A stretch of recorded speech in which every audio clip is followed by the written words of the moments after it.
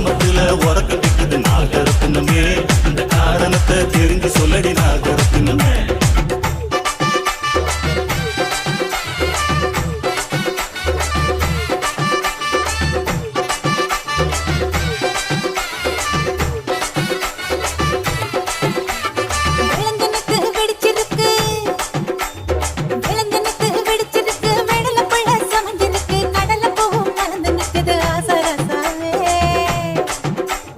நீ அடி.